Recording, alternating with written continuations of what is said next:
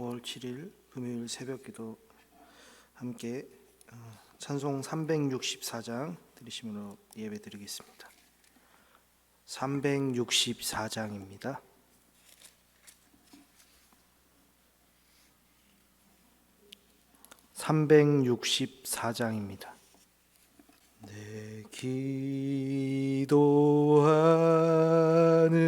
그 시간 그때가 가장 즐겁다.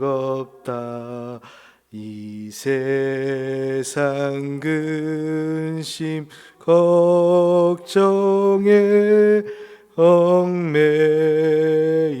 나를 부르사 내 진정 소원 주 앞에 낱낱이 바로 아뢰어 큰 불행 당해 슬플 때 나 위로 받게 하시네.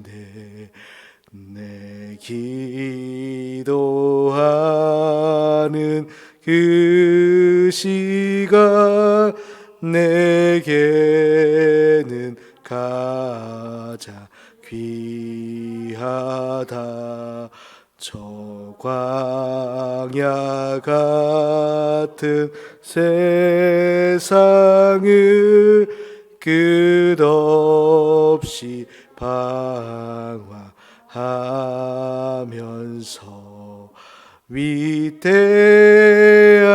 길로 나갈 때 주께서 나를 이끌어 그 보좌 앞에 나아가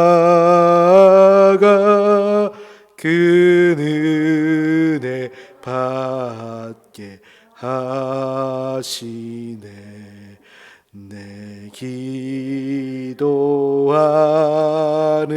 그 시간 그때가 가장 즐겁다. 이때껏 지은 큰 죄로 내 마음 심히 아파도 참마음으로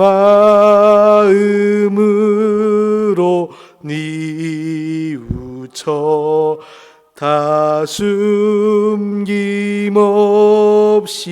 아뢰면 주 나를 위해 복 주사 새 은혜 부어 주시네. 내 기도하는 그 시간 그때가 가장 즐겁다. 주 세상에서 일찍이 저 요란한 곳 피하여 빈들에서나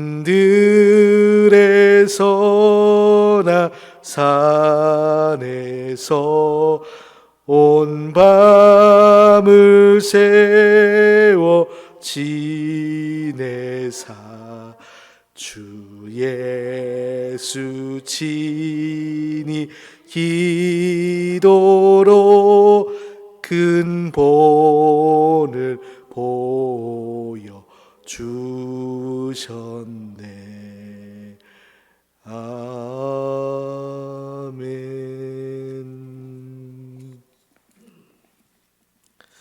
오늘 함께 나눌 하나님의 말씀은 느헤미야 2장 1절에서 8절 말씀입니다. 느헤미야 2장 1절에서 8절 말씀, 구약성경 페이지 수 727페이지에 있습니다. 1절부터 6절까지 제가 읽고 7절과 8절 함께 읽도록 하겠습니다. 아닥사스다 왕 제20년 니산월에 왕 앞에 포도주가 있기로 내가 그 포도주를 왕에게 드렸는데 이전에는 내가 왕 앞에서 수심이 없었더니 왕이 내게 이르시되 내가 병이 없거늘 어찌하여 얼굴에 수심이 있느냐 이는 필연 내 마음에 근심이 있음이로다 하더라. 그때 내가 크게 두려워하여 왕께 대답하되 왕은 만세수를 하옵소서. 내 조상들의 묘실이 있는 성읍이 이제까지 황폐하고 성문이 불탔사오니 내가 어찌 얼굴에 수심이 없사오리까 하니 왕이 내게 이르시되 그러면 내가 무엇을 원하느냐 하시기로 내가 곧 하늘의 하나님께 묵도하고 왕에게 아뢰되 왕이 만일 좋게 여기시고 종이 왕의 목전에서 은혜를 얻었사오면 나를 유다 땅 나의 조상들의 묘실이 있는 성읍에 보내어 그 성을 건축하게 하옵소서 하였는데 그때 왕후도 왕 곁에 앉아 있었더라. 왕이 내게 이르시되 내가 몇 날에 다녀올 길이며 어느 때에 돌아오겠느냐 하고 왕이 나를 보내기를 좋게 여기시기로 내가 기한을 정하고 함께 읽겠습니다. 내가 또 왕에게 아뢰되 왕이 만일 좋게 여기시거든 강 서쪽 총독들에게 내리시는 조서를 내게 주사 그들이 나를 용납하여 유다에 들어가기까지 통과하게 하시고 또 왕의 삼림 감독 아삽에게 조서를 내리사 그가 성전에 속한 영문의 문과 성곽과 내가 들어갈 집을 위하여 들보로 쓸 제목을 내게 주게 하옵소서 하매 내 하나님의 선한 손이 나를 도우심으로 왕이 허락하고. 아멘.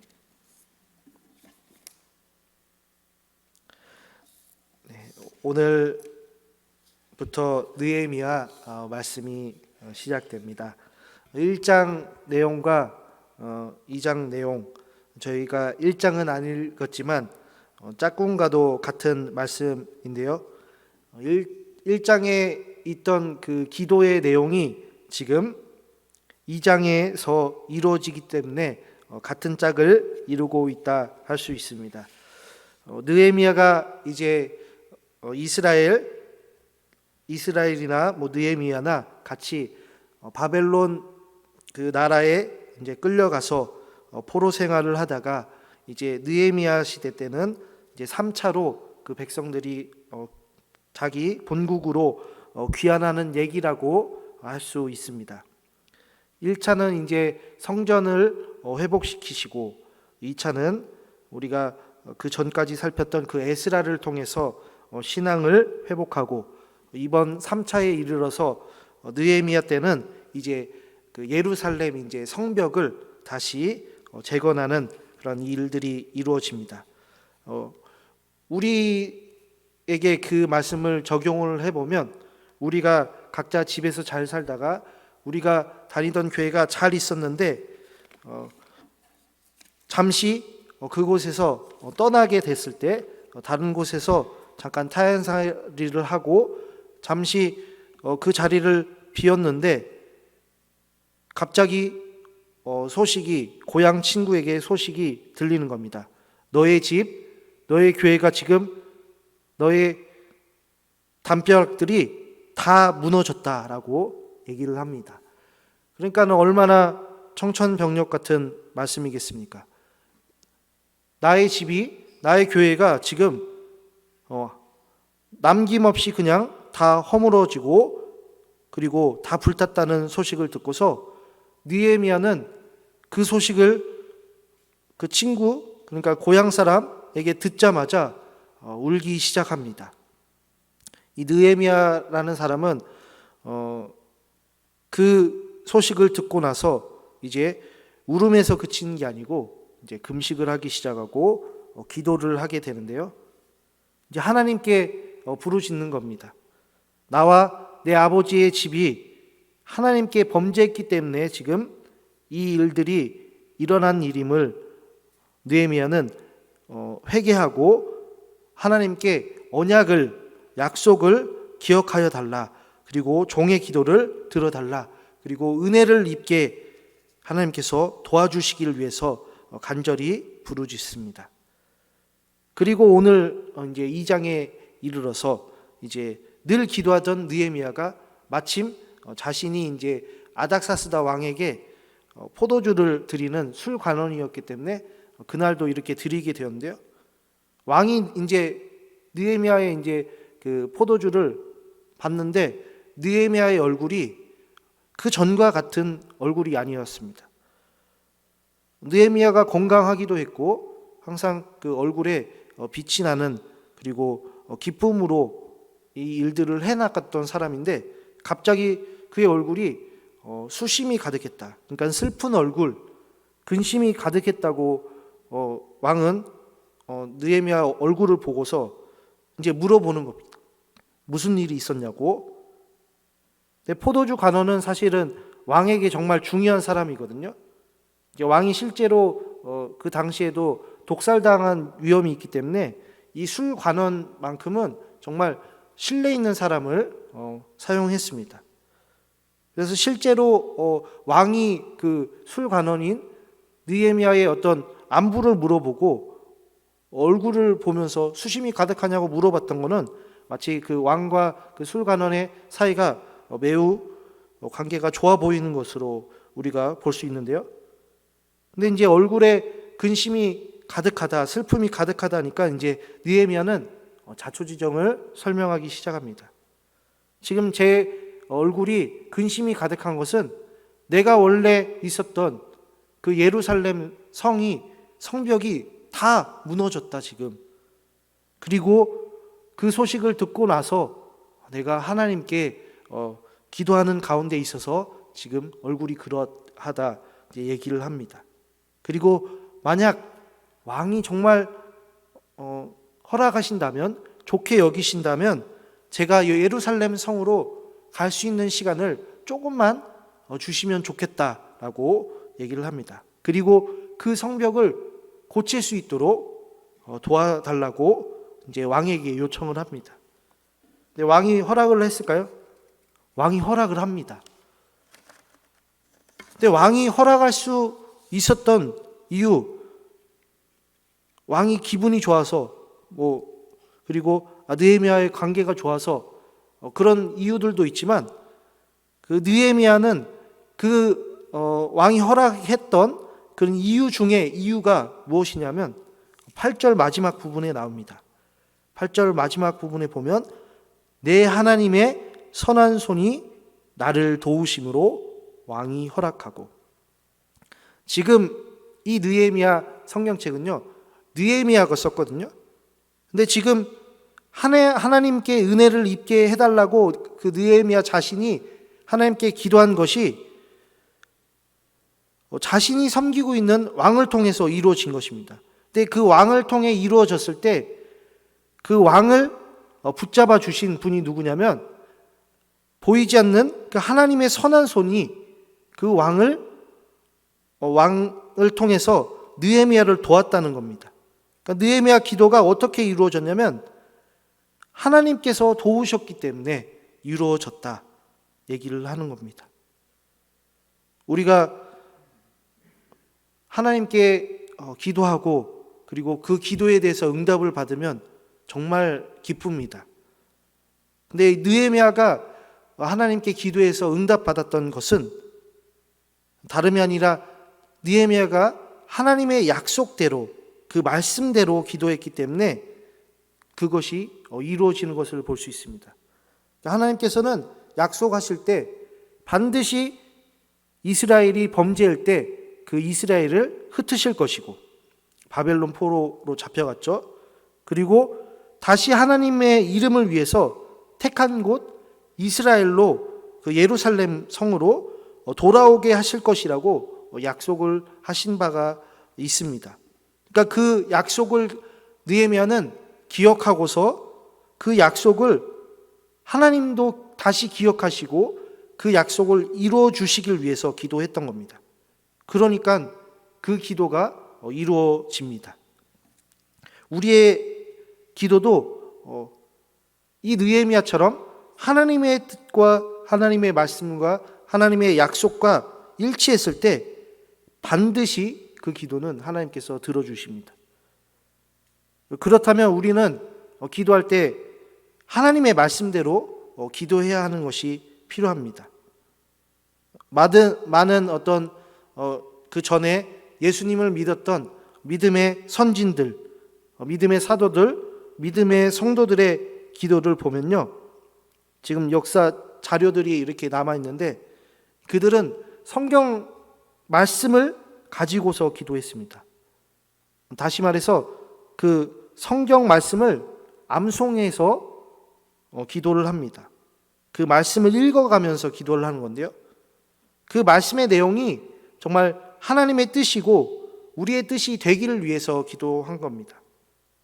그런 의미에서 우리가 시편 말씀은 정말 우리가 기도할 때 좋은 모범이 되는데요, 어떻게 기도를 했냐면 그 시편이 여러 절로 이렇게 한 장을 선택을 해서 그 한 절을 읽고서 그 말씀을 묵상하면서 그 말씀의 그 한 절 내용을 가지고서 기도를 합니다. 그리고 그 다음 절을 읽고서 그 말씀을 가지고 기도를 합니다. 또 이제 우리가 잘 알고 있는, 외우고 있는 사도신경 그리고 주기도문, 그것을 한 절 한 절씩 나눠서 우리의 기도 내용으로 삼는 겁니다. 이렇게 느헤미야는 하나님의 뜻, 하나님의 약속, 하나님의 말씀을 너무나 잘 알았던 겁니다. 그래서 느헤미야는 그 기도의 응답을 받게 되는데요, 우리도 느헤미야 기도와 같이 하나님의 말씀을 의지하며 기도할 때 하나님께서는 반드시 우리 기도를 들어주시고 응답하실 줄 믿습니다. 하나님의 선한 손이 우리 성도님을 돕는 정말 은혜 넘치는 우리 성도님들 될 수 있기를 간절히 축복합니다. 우리 함께 기도하겠습니다. 하나님 아버지, 느헤미야가 하나님의 말씀, 하나님의 뜻, 약속을 붙들고서 기도하는 것을 볼 수 있었습니다. 하나님, 그러므로 그 하나님의 뜻과 우리 뜻이 일치했을 때 느헤미야가 기도의 응답을 받았던 것처럼 우리 또한 느헤미야 기도와 같이 하나님의 선한 손이 도우는 기도의 응답이 있기를 바랍니다. 우리 성도님들을 붙들어 주시고 그 가정을 붙들어 주시고 우리 교회를 붙들어 주시고 우리나라를 붙들어 주시고 이 세계를 붙들어 주옵소서. 예수 그리스도의 이름으로 기도합니다. 아멘. 하늘에 계신 우리 아버지, 아버지의 이름을 거룩하게 하시며 아버지의 나라가 오게 하시며 아버지의 뜻이 하늘에서와 같이 땅에서도 이루어지게 하소서. 오늘 우리에게 일용할 양식을 주시고 우리가 우리에게 잘못한 사람을 용서하여 준 것 같이 우리 죄를 용서하여 주시고 우리를 시험에 빠지지 않게 하시고 악에서 구하소서. 나라와 권능과 영광이 영원히 아버지의 것입니다. 아멘. 우리의 기도가 하나님 뜻과 일치하여서 응답받는 우리 성도님들 될 수 있길 위해서 우리 대곡교회 성도님들 가정 위해서, 목사님과 그 가정 위해서, 또한 세계 선교 위해서 함께 기도로 나아가도록 하겠습니다.